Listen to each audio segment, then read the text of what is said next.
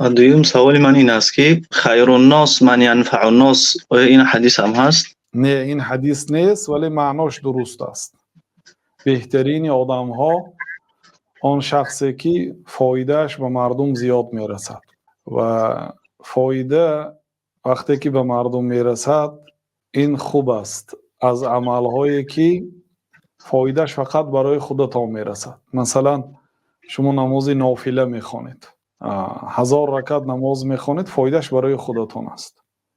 لیکن وقتی که خیر و سخاوت میکنید یا که تعلیم علم میدهید به مردم یا یک کار میکنید که مردم از آن استفاده میبرند، این فایدهش بزرگ است، متعدی است، به دیگرها میرسد. فقط به خودتان نه، هم به خودتان هم به دیگرها. این ثوابش بلند است. از این جهت بهترین آدم ها آن آدمی که به مردم فایده اش زیادتر میرسد، خواه فایده های مادی خواه فایده های معنوی. یعنی انسان باید کوشش کند که فایدهش برای دیگرها رسد، هر چقدر میتواند به آدم زیاد فایدهش رسد. ببینه همت شیطان که لاغوینهم اجمعین الا عبادك منهم المخلصین، من تمام فرزندان آدم رو از راه میزنم، گمراه میکنم. تمام، یعنی 8 میلیارد آدم الان زنده باشد، شیطان شب و روز با همراهی لشکرانش همین 8 میلیارد برای ضلالت و تاریکی و گمراهی برای بردن کوشش و غیرت دارد.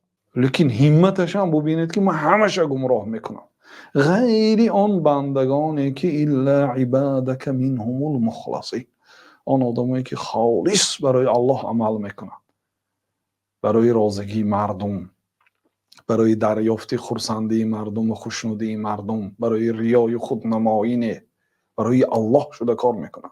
این آدم های نمیتونن وسوسه کنده، لیکن دیگرهای همه وسوسه میکنن.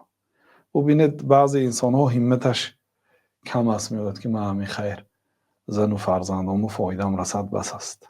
یا یک آدم میگوید که من خودم اگر اصلاح کنم و حاجت خودم اگر پر کنم من بس است. همتش همین قدر است. از آن یک آدم همتش مثلا یک محلش میگوید. همت شیطان رو ببینید، تمام انسانیت رو گمراه میکنم. از زمان از آدم شروع با آدم هم ضررش رسید، وسوسه کرد، گناه کردن، الله تعالی به زمین پرداخت. تا روز قیامت هر یک بنده که تولد میشد ضرر خود رو میرساند. شیطان وسوسه میکند، به گناه میبرد. خلاصه همت باید بلند باشد تا میتوانید به مردم فایده تان رسد.